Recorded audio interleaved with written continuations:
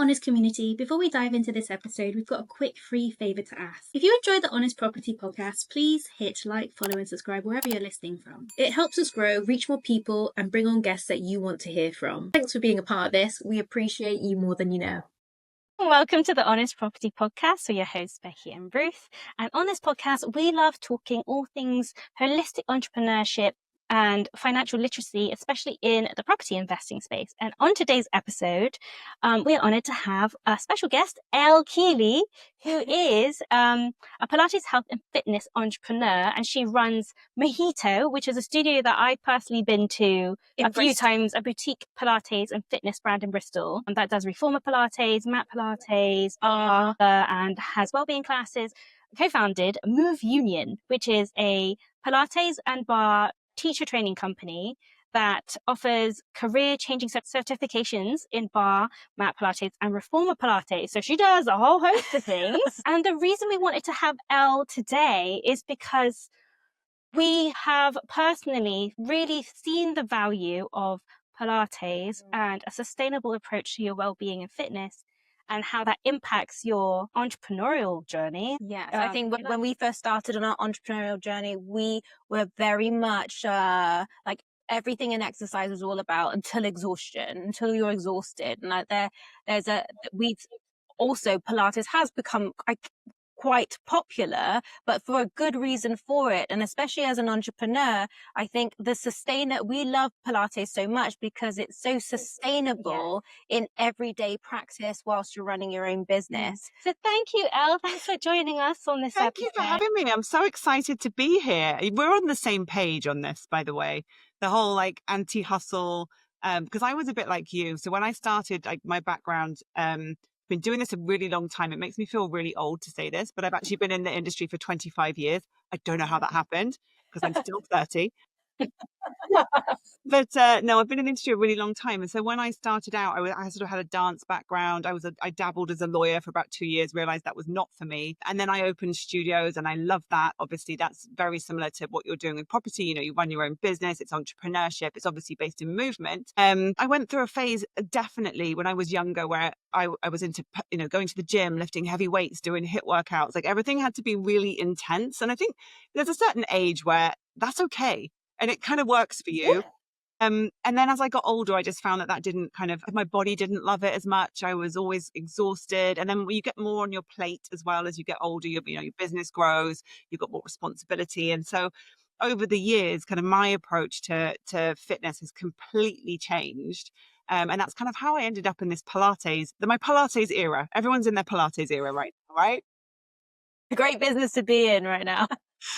No, it is. And I think, I'd be interested to hear as well what you think of this, but the shift that we've seen from people doing these really hardcore workouts or exercising because they have a body goal or exercising because they think they should, into the sort of Pilates having this real growth at the moment. We started to see that in COVID. I think a lot of people use that time to kind of take stock of, well, why am I doing this? What actually makes me feel good? What am I really missing? How can I focus on my longevity rather than I just need to get summer ready? I think that's, Pilates has been around a long time and it's in the forefront at the moment. You open Instagram, you open TikTok, it is absolutely everywhere. Everyone wants to be doing it, but it's been around for a really long time. Just was like our best kept secret. So I think that kind of shifts as to how people are thinking about not only actually how they exercise, but even how they work. I think our whole society has had a fundamental shift in what wellness means, what sustainability means, what longevity means. And it's really exciting. I think it's a positive thing for all of us. So yeah, I'm excited to dig in with you. Gosh, 100%, because I think I totally agree with you. In my 20s, I was like, I have all the energy and I can do the weights and do the HIIT class. Maybe I'll do 2 a day and I'll get to the gym and it would just... And we had a very physical So alongside our property investing business, we also had a pet care business, which meant we were outside all the time. Yes. Always moving. When we sold that business, we were stuck inside, itching to move. And that was a big reason why we got really into Pilates. Like we did yoga, but then Pilates really changed it for us. It's feel like it's like having physio. I sort of still really appreciate a challenge but not burnt not to be Without- burnt out. yeah. And the other thing about Pilates is you can do it anywhere as long as you have a mat, and it's sustainable because of that reason. Before, if I had a gym membership, I'd be like, oh, well, I can't work out because I have to go there. Or if I'm on holiday, I'm like, well, I'll wait till I get home then. Whereas Pilates is something that you can build as part of your everyday routine, whether or not you can get to a studio. I also found that Pilates on a personal level, because we gave up our very active pet care business, we were sitting down on the computer so much. And a lot of modern entrepreneurs are very digitally based, that I was getting back pain. I was like, and I never had that before because I was always standing up. So go from always on your feet to sitting down and typing. The Pilates really helped relieve that pressure from my back, as long as I was consistent with it every day. And also from a personal level, I became a mum and I just couldn't go to the gym. I had to give up my membership. I was like, how do I make my time more efficient with what I have? And Pilates was really that key. Yeah, and I think it's a really big mindset shift, isn't it? But if you think about athletes, for example, they don't train at like 100% every single day. They rest, they recover, they sort of cycle their energy so that they can perform at their best. And I think, all of this stuff, it applies to business as much as it applies to what you're doing in your body as well. But we can't go full out all of the time. And I've always said that I think movement, like a small amount of daily movement, if it's something you enjoy and it feels good for you, is going to be better in the long run for your health and for your sort of, creativity and your well-being than slogging it out 2 to 3 times a week, doing something that you really, really don't want to do. And that you have to enjoy what you do, right? And so what I love about Pilates, like you said, is, and again, you can do it anywhere. There's a lot of things you can do anywhere. You can go running anywhere. Like, exercise is actually not limited to the gym. There's so many different places we can find movement in our daily life. It's just how we think about it. And I think that's been the real shift, is that we've started to think about it differently. And Pilates just happens to fit all those boxes. And then the other thing, of course, is that it's not so, when you do weight training, you are trying to train in a way that causes enough muscle damage to get yourself to build muscle, and you need to recover from that. So you train, you need rest, you need time off. Whereas Pilates is working at a level where you can do it every day, and you can just do 15 minutes. Like, this whole idea, I grew up saying, I've been in this industry for 25 years. So I was like a child of the early noughties when I started in fitness. And the only reason that workouts are an hour long is because gyms had an hour-long slot to schedule them. There's no scientific reason why we need to be going to work out for an hour. So if you want to do 15 minutes and you do that regularly, that can be as good for you as doing 1 hour once a week. It's better for you, in fact. If you are doing a HIIT workout, and don't get me wrong, there's nothing wrong with HIIT workouts. I love them. They shouldn't be an hour because it's too stressful on your body. That should only really be like 30, 35 minutes. And yet we're all going to these classes that are just too much. And then you find yourself exhausted. Your cortisol levels are through the roof. It doesn't necessarily get you where you want to go. So I'm not saying that HIIT is bad. I'm not saying that weights are bad. I'm not saying the gym is bad. All of this stuff is great. It all has its place. What I love about Pilates is it can really sit alongside those things as well to complement it, so that you don't get burnt out physically. And it can also help with things like your core strength. So you talked about your backs, but very common when we have a baby that suddenly, like, our body and our brain aren't really talking to each other anymore because we've been through a lot. And you're already stressed out because if you're a new mum, especially, that you've got high levels of cortisol, you're not sleeping enough. If you went to the gym and went running, you're probably going to make it worse. Whereas Pilates actually gives you a little bit of time to reset. A lot of it is focused on the breath, and that's really helpful, we know, for like dealing with your nervous system and just kind of bringing you back into yourself and giving you a little bit of space. So there's so many reasons. We have a running joke in the industry that Pilates will help with that. Like, doesn't matter what someone's problem is, they'll come to you, they'll be like, I've got a broken leg. Pilates will help with that. Doesn't matter what it is. The answer is always Pilates. Oh my gosh, you know what? With Pilates, I totally, when I used to go to the gym and do these hard workouts, I would, it's just so much more energy to pick yourself up just to go. Whereas with Pilates, I'm like, I'm excited to do it. It's Pilates time. And I feel nourished. I feel like I've had enough of a challenge. It ticks so many boxes. I've had enough of a challenge to feel like all my muscles have been worked. And I'm relaxed. I'm not stressed out. My cortisol is not like, it doesn't need to be anymore. I was going to say that I had a different experience where I really loved like sort of like a circuit type, something that made me feel like I was doing, what do you call, like a sports day. I really enjoyed that challenge, but with myself. And I really loved it. I enjoyed lifting really heavy weights. But the turning point for me really was when I had a kid. I've got a young 3-year-old, and I tried so hard to exercise how I used to exercise and realized I just couldn't do it anymore, thinking, oh, is there something wrong with me? But actually, no, Pilates, I just needed to slow down, and it's more controlled. And I do 20 minutes consistently a day of Pilates, and it works so much better with reserving energy. And you're so right, without raising that cortisol level. I was so used to that cycle. After having a child, it completely changed, like opened my eyes and made my brain connect, going, that's not sustainable. Yeah, and you're right. I mean, we have so much on in life, and I think we go through seasons, right? So maybe you have a phase where you have a lot of time, you have a lot of energy, and you want to devote that in different places. And then maybe you become a parent, or maybe you start a new project at work, or whatever it is. You're never going to exercise in the same way throughout your life as you started. And that's okay. And I think it's okay to come back to things. We get burnt out at work, right? You also get burnt out sometimes with your exercise routine. So, I mean, for me, and this is really interesting because something I've realized recently, I was a personal trainer for over a decade. I went to the gym and lifted heavy weights 4 times a week, every single week, consistently, whether I was on holiday or not. I probably had like a week off in a decade. And when COVID hit, I had COVID. I was fine. I didn't even know I had it, but I ended up having heart issues as a result of like a long COVID type of thing.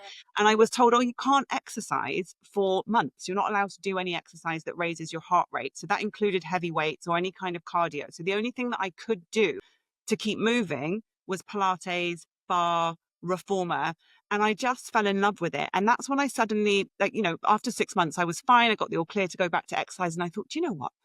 I actually just don't want to do this anymore. I don't want to go to the gym. And I do, because I'm at an age where it's actually really important for me to lift heavy weights. So I still do it, but I don't do it 4 times a week. I don't beat myself up if I haven't done it. And I just really kind of reframed what exercise was. And I think if you're feeling like you've fallen out of love with something you were doing, or you were never in love with it for the first place, switch things up, do something different, try and find something that does make you feel, like you were saying, that does make you feel refreshed or does make you feel excited to go. And if it only makes you feel excited to go for 8 weeks, that's fine.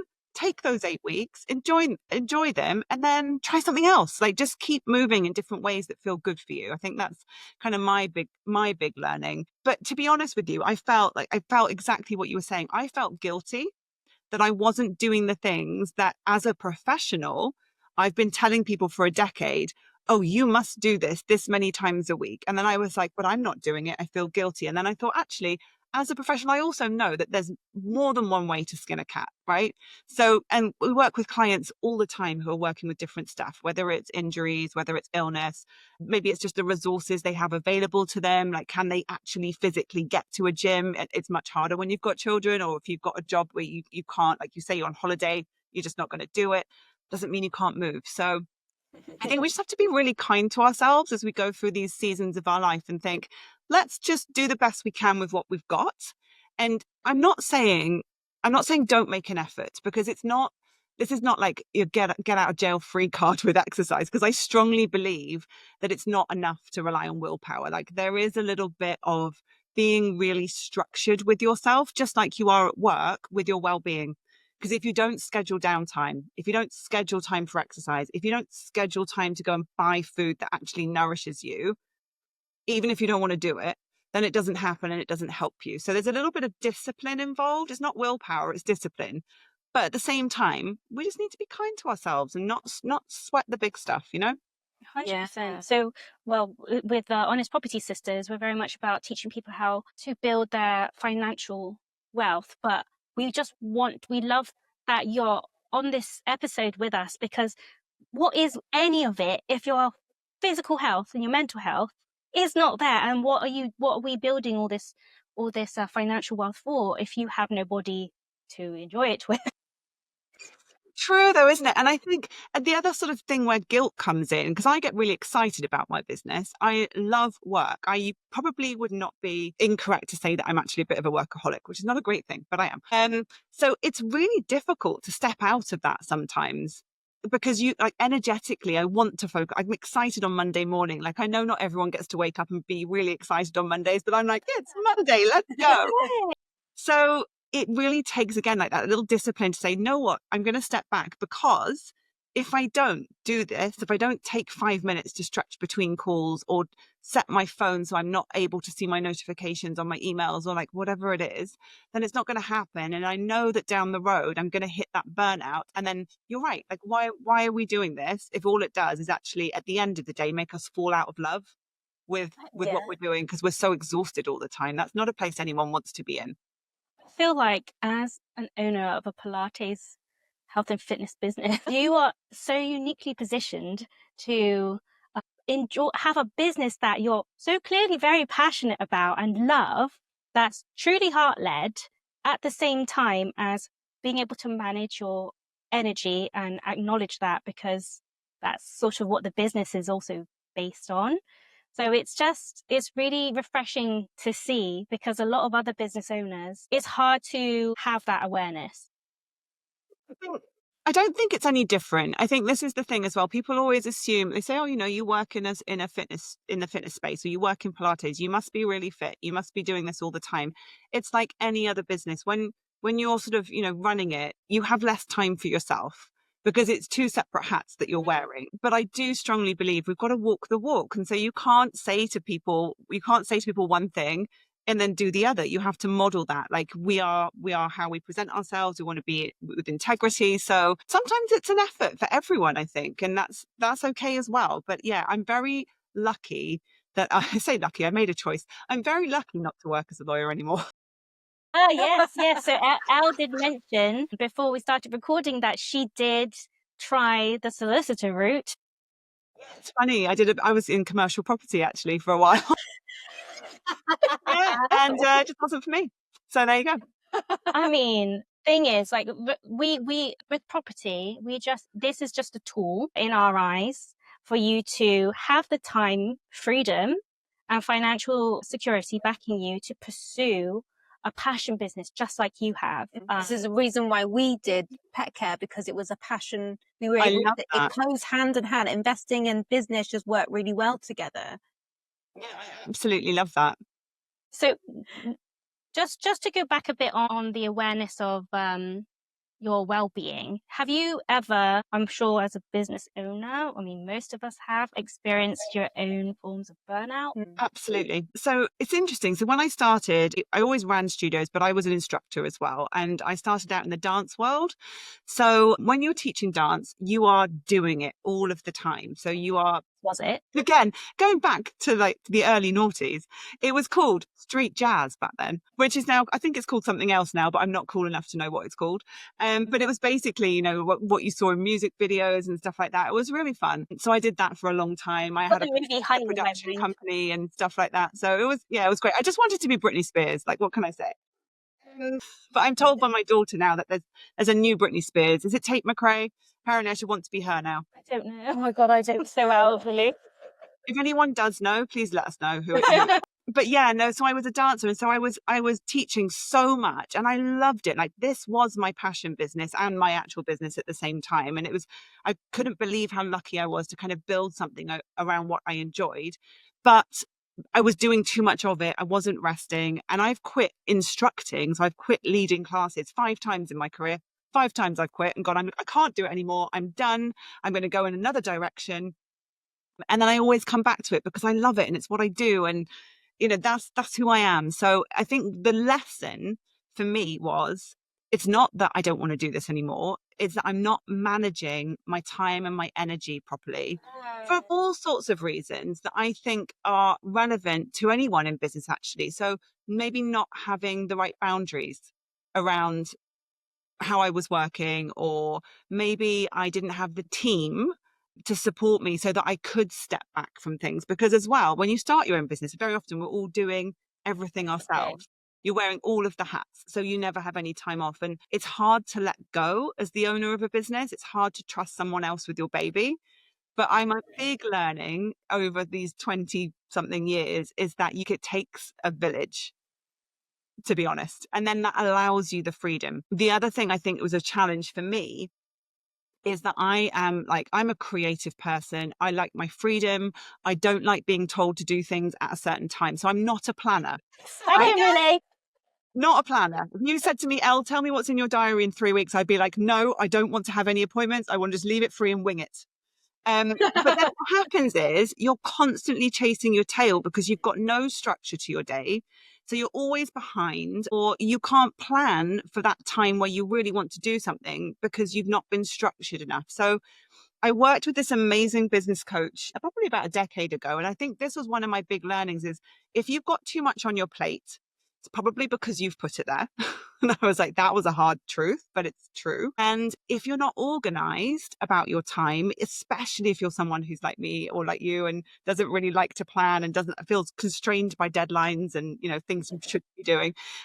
If you resist that, you're actually going to give yourself less freedom. You're going to give yourself less time because you're not actually being organized about it. And I think that was the root cause of my burnout previously. And I've learned a lot from those lessons and kind of brought them into... Hey guys, if you're new to property investing, we know exactly how hard it is to figure out where to start. That's why we created the Beginner's Roadmap. It's your guide to mastering the fundamentals so that you can move forward with clarity and confidence. Plus, you'll gain access to our free community for ongoing support. Just hit the link in the show notes. Now, let's jump back into this episode. The studio and the teacher training company now. And so we've been going for 3 years and I'm not close to burnout yet, which is great. That's great. That's amazing. Everything that you said, we've had this experience ourselves. So I can really resonate and really empathize where you're coming from.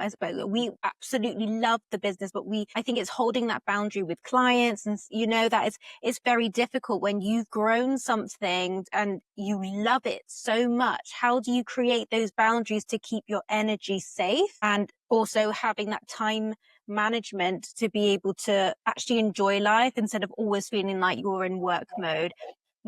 It's just very hard and very difficult to describe that to someone who doesn't run their own business. And I think the other thing is you talked about being a mother, and I think it's like a huge elephant in the room. I remember going on a retreat once, and the lady who ran it, who was amazing, she said, what do you think about work-life balance? And as a health coach, tell me about work-life balance. How do I do this? And I was like, well, you just can't. I think it's a huge myth. So I think I've realized as well, you have all these different hats and the lines have become blurred. And I think in a good way. And again, COVID really helped with this. It's now okay to take your kids to a meeting or show up on Zoom. And if it isn't, then I have a problem with that, I also point out that, again, before we started hitting record, as soon as we all got into this virtual studio, Elle was like, I'm trying to get my daughter into a skating competition. And we're like, so take 10 minutes because it's real life. And I kind of love that. Your daughter does stuff happens all the time, right? So we're all juggling a lot. And I think a really high level of stress for women is this idea that we have to put our professional hat on and nothing else can get into that space. Or we have to have our mum hat on and nothing else can get into that space. And then you feel guilty for giving attention to either one. And then you always feel guilty. It doesn't matter what you do. So I kind of have a slightly different view of that now, where I do, of course, try to make time for the family and the kids where work is not a part of it and vice versa. But if they happen to overlap, then that is fine. And we're just going to deal with it. And it's not the end of the world. I'm not running a country. Everything is fine. It's part of life. I actually think it's really natural and really normal. Like if you really think way back when we all sort of just lived on a plot of land in the countryside, and the family had to work together to earn to harvest or look after the land. It was very much work plus life was an overlap. We had a support system back then. So we had a support system of the community around us. So these days it's probably family or friends. And I think that's definitely changed, which makes it harder. So I think we just have to be really honest about that. And if you're someone who's struggling to say, oh, I'd love to do Pilates, or I'd love to do some kind of movement, but I just can't get to my local studio, it is okay to get a yoga mat, pop it out on the floor, have your dog, your kids, your cat do the best you can. Okay, you've got to take 5 minutes out because someone's nappy needs changing, or like whatever it is, but it's still enough, right? It's still good enough. It's just not perfect, and we don't need to do things perfectly, I don't think, to see progress. So I do think that's always going to be a challenge, and I do still feel really guilty about it. I think the thing that's helped me, my daughter who's doing the ice skating competition, she is nearly 15 now, and what's really exciting is I get to start to bring her into the business side of things, and she's studying business studies as well. So we're opening a new studio this year, which is I can't talk about it too much because just touch wood, everything goes through okay. Yeah. I'm the same. I don't like saying things unless it's like yeah, I don't want to jinx. We're opening a new studio. It's very exciting. But, she wants to get involved in the business. And I think it's really important that we show our children like what's possible. We show them that, A, come into the business and see what we do at work. But B, show them it's okay to not spend time with them, to spend time for yourself. Like we need to model. No, mum can't do this with you right now because she needs, for her own well-being, she needs to go and do 30 minutes of whatever she needs to do because it makes you a better parent. And I think if we show them stressed out all the time, it's not a good role model. I would rather role model it's okay for you to step back and take time for yourself and put yourself first. And I think I'm doing them a favor like that. So that was another really huge sort of mindset shift that I had as I kind of went along. Do you find, this is just to add, with the love of Pilates and teaching it, did you find that in terms of time management and energy management, was there a point where you were like, okay, potentially, I'm just hypothesizing. Was there a point where you're like, okay, that actually involves so much of my time and energy to do these individual classes, I'm going to open a studio. That is going to be more effective use of my time and energy. Yeah. And then I'm going to teach other people to be also instructors. Was there a path that led to that? Was there a thought process with the? I would love to say that it was that thought out, but it really wasn't. Honestly, it's funny because I don't describe myself as an instructor, even though, or a teacher, or even a teacher trainer, even though I do all those things and I have all those qualifications and all those years of doing that. That's not how I think of myself. I very much think of myself as a business owner, and I've always loved the business side of it, and I love them both. It's like you've got 2 kids and you spread your love. So I love teaching. That comes from the performing background, I think, as well. And I love being around people, and I love that kind of connection with our community. I think that's really why we do this. And at the same time, I get really excited about growing a business. So the way that kind of happened was I just thought, I didn't think it through. I just thought, what, I love dancing and my friends are asking me how they can learn. So I'm going to do some classes and I'm going to teach them. How hard can it be? I'll rent a space and I'll just, this was 2003. I'll rent a space. I'll get to the top of Google. Took 5 minutes back then, and people will come, which was great. So that's kind of, and I didn't think it through. And I was actually lawyering at the time as well. So I had my full-time job. And then I realized I didn't have time. So I called a friend and I was like, can you teach some of these classes? And then I just can't resist. Like if there's a big red button that says, take the next step, don't press it. I have to press it, right? I'm like, okay, this is popular. We should grow it. We should do more locations. And then, of course, it was just natural that we needed more instructors because you can't, like I say, you can't do everything by yourself. And then I just discovered that I really enjoyed that side of it. I enjoy helping people discover new things. I enjoy, like, especially with beginners, I'm very passionate about people coming in who've never done something before and then just unlocking all of this potential and realizing how great it can feel for themselves. And if you don't market well, they never have that opportunity because you're not making the space for them to have that opportunity. So again, even with marketing and like growing the business, it comes from a place of we have to share this with everyone. It's so good. How are we going to help them experience it? Oh, I love that's truly heart-led expansion. I love it. It's when people start a business, it's like, okay, so the numbers say this and we're gonna you can really feel it behind a business when the intention is for the community or for other people. And I just love when it works out that way because it will naturally bring its own growth because of the correct sort of intention. Yeah, well, we always hope it does because, of course, your numbers have always got to stack up as you end up. Yeah. For other reasons as well. But no, I'm just so lucky that I think that we get to do something that does have that kind of impact with people. And that's why I'm so excited to hear about your experiences with this and how it's kind of really helped you guys as well, because it just reminds me why we do what we do. Yeah, well, absolute convert. Absolute convert. And I was saying to Ruth earlier that if we weren't doing what we're doing, I would seriously consider rerouting, doing this as a career, because We'll train you up. There's always space for more instructors. We're getting those studios open and you guys can come and do the renovations, it'll be fine. I love that so much. So where are the people that are taught at Move Union, are they becoming their own independent instructors, or are they working for you, or how does that business model work? Move Union started because as a studio owner at Mojito, I realized that we just didn't have enough instructors. And I think the Pilates industry is still quite young in the UK. So it's very big in the US, it's very big in Australia. The pathways to becoming qualified are also just slightly different. And so for all sorts of historical reasons, there's a real shortage, particularly for reformer Pilates instructors or comprehensively trained instructors. That means people who know all of the Pilates equipment. It's very expensive. It takes a long time. And we wanted to grow our business and I couldn't do that without a qualified team. So I'm very lucky to have met Asia Forster, who's my business partner at Move Union. She used to work, she trained over in Canada and then she moved over to London with Equinox and headed up their teacher training team there. So she's fantastic. And then moved to Bristol. So our paths crossed and it was just the perfect time. And she'd always wanted to, impart what she'd learned. She'd been running teacher trainings for a long time, but she wanted to create her own program. So we decided to do that together. And what we realized is there's really a gap. Before we continue, here's a quick thought. Ever feel like there's just never enough time to focus on what really matters in your business?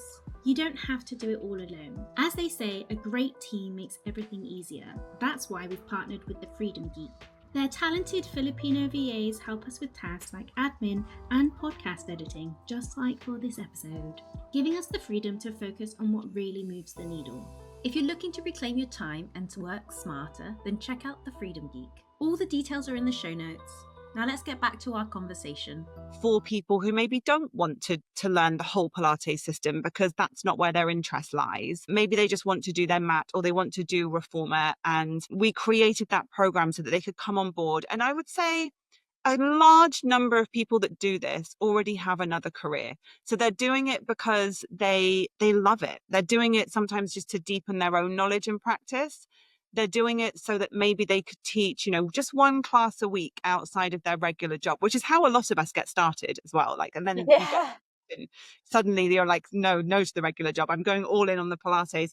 So that's very, very common in our industry for people to be working a couple of jobs and just doing this as like a side hustle, if you like. And then we have people who have done the program and they've gone full time into teaching straight away. And, they're doing so well. There's such a huge demand in the industry with new studios opening up all over the country at the moment. And they're just crying out for instructors. And we just wanted to make sure that the program that we were giving them is really preparing them for the work that they've got to do and that they can feel confident, whether they're teaching private clients. That's another thing people love to do. They like to, maybe take private clients in a little home studio or in all those garden offices that we set up, in the last couple of years. Let's turn that into a Pilates studio. So there's just so many opportunities in that. If you love it and you want to be involved in it, there's nothing that's stopping you from doing that. There's nothing that can kind of hold you back. So it's just a really great thing to see all of the graduates that are coming through and starting to do what they love as well. I'm so enjoying it. I love that because you've made it like with what you've said. You don't need to do it full time. You can do it part time, but you're still part of it. I think that's just amazing. What do you see? I asked this question as well. Is it's where do you see what Pilates is going to be looking like in the next, if you plan that long, in within 5 years? Do you see that more people are going to be growing to want to be Pilates trainers, teachers, just like the industry? Where do you see that going? Because obviously it's clearly very popular right now for a good reason. And I really hope it stays really popular forever, because like we were talking about in the beginning of the podcast, the old way of working out is just not so sustainable at every season of your life. How do you see Pilates evolving? That was a Well, very you just long opened up question. a can of worms with that question. The Pilates police will be on me in a minute. It's just like any industry. There's a lot of controversy over the way that the Pilates industry is evolving, and we're not going to get into that today. But I will say it's been around a long time, right? So, and I think it will always be there. And fitness goes through trends. They tend to be sort of 10-year cycles. Just because something is not trending anymore doesn't mean it's gone away. So the HIIT workouts that were a big thing in the previous decade, they're still going to be there. So is the gym. Do you know what's still going? Jazzercise is still going, right? I don't know if you even know what that is. It's it's like your mum's dance workout from the 70s. It was huge in the 70s and 80s. It was the thing. It was like the Zumba of back in the day, right? It's still going. So like it will still be there. I think what we're going to see is that this is much like yoga had its bit of a moment as well. It's growing. I think people will want to become instructors. I think as it gets more accessible to people, as more studios open up and they can experience it, then you fall in love with it. That's how you start out as a teacher, right? You try it, you fall in love with it, you go to classes, you think, I want to do this. So then you take your teacher training. And I think because the studio industry is growing, we will see more instructors. And then as we see more instructors, that's going to help the industry grow. It's going to be really interesting to see whether this reformer boom that we're in translates into other areas of the Pilates practices. So we do something called the chair at Mojito. So it's another piece of Pilates equipment. It's fantastic. It's very hard to describe, but it looks like a chair, but it's got springs like a reformer. You have to try it. And there's all sorts of other pieces of equipment as well that kind of make up the Pilates system. And so we're seeing studios that are bringing in these other elements, even if they're not the whole system. And so it will just be interesting to see whether people then take that and kind of it snowballs so that the whole of Pilates becomes more recognizable, or whether we really go down more of a fitness route with the reformer or, fitness Pilates, which is the Pilates, the traditionalists would say it's not necessarily proper Pilates.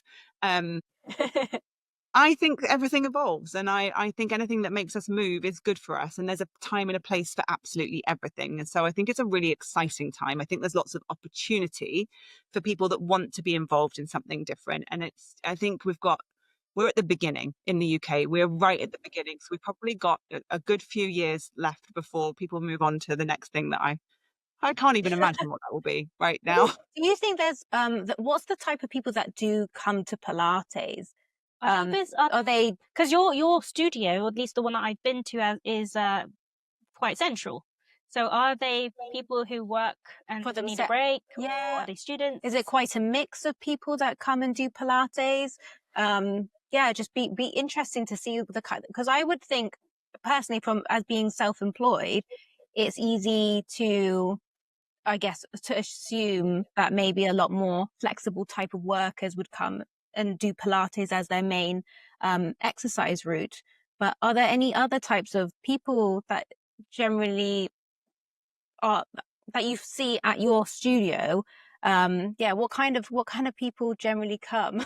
I love that question, and it's a really good question because, when you start something new, the first thing you worry about is, am I going to fit in, right? Even if you're not consciously thinking it, we're always looking for where we belong and what our tribe is. And every studio is different. So what I love about Pilates is anyone can do it, right? So you've got Pilates for all sorts of different people all over the world, different ages. It doesn't matter what your background is, different abilities. And I think it really depends on that studio. So it's about finding something that you connect with. So in our studio, we're in a university town. Obviously, we're quite close to the university, but we have a real mix of people from, women and men in their 60s down to uni students, down to mums. Like, it's a real mix of people. As a studio, we lean towards a more athletic style of Pilates. So we naturally attract people that want that. But there are plenty of other places where you can find something that might feel quite different. Maybe you want like a very mind-body studio. That's going to be available to you. And I think that's what we'll see, is these different ways of doing Pilates come up, and different people's different takes and sort of different every brand has a personality, right? So these different personalities in this brand, and you just have to find what resonates with you, and that's probably going to be your place. Yeah, it's like baby mum yoga, and now there's like CrossFit for parents, and I guess like there's a niche for everyone, isn't there, within the niche? In a niche. Yeah, exactly. And, like I say, Pilates will help with everything. So whether it's, Pilates for golfers, Pilates for Pilates for truck drivers, like we can do it for days and it will pretty I much wouldn't help say everyone. Pilates for But I truck will drivers. say, there's a preconception or misconception actually that it's for women, which I think is really unfair because one, it was invented by a man, Joseph Pilates. So, and it was invented for soldiers. So it was originally a way for him to rehab soldiers who'd been fighting in the World War. They weren't allowed to get out of bed. So he had to kind of create a movement system for them, which is kind of where all his equipment came from. So this was, and he was into martial arts. He was into all sorts of different things. So this is not a women's workout. This is not something that is for the girls, right? Although we've embraced it because we love it.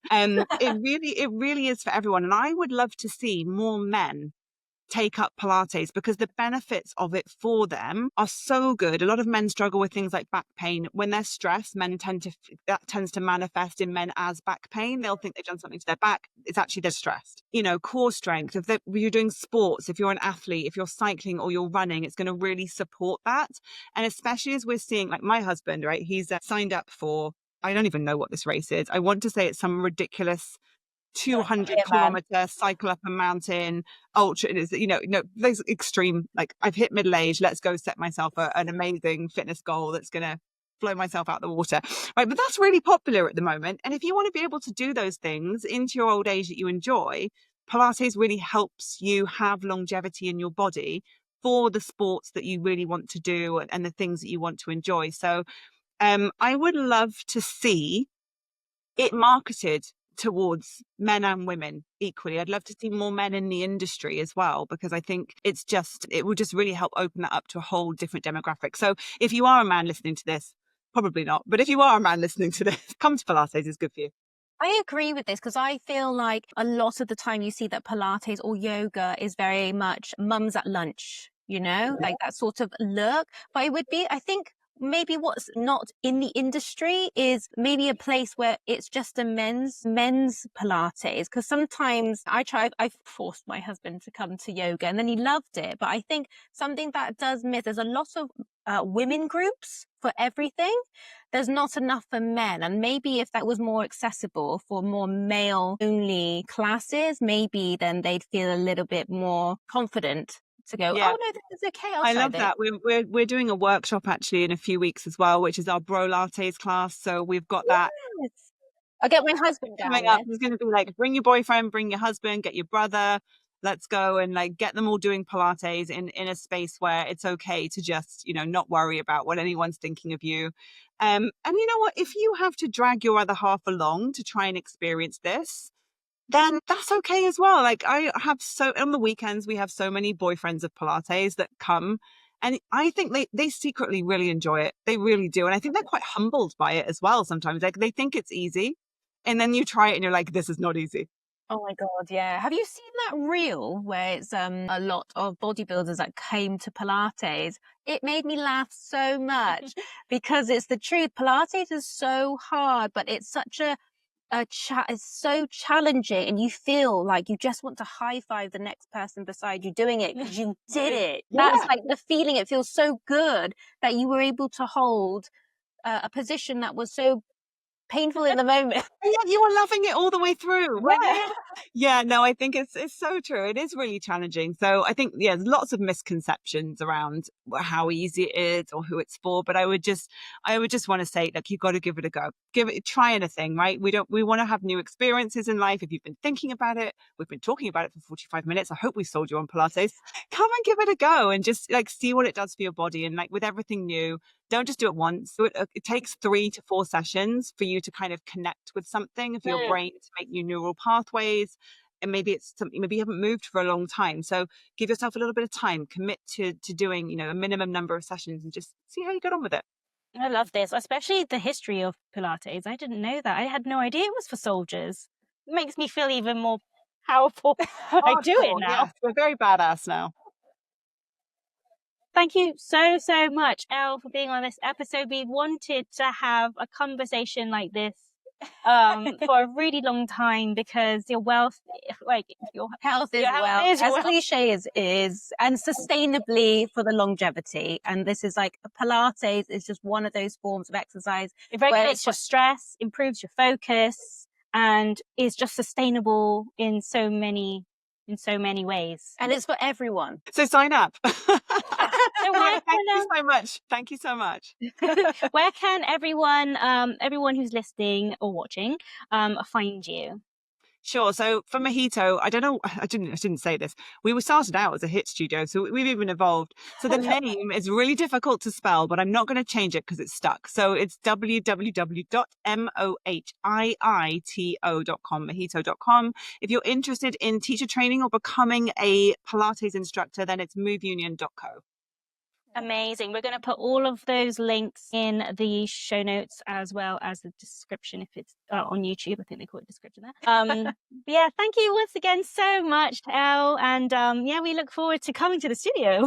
Yeah, we'll see you soon. All right. Thank you so much.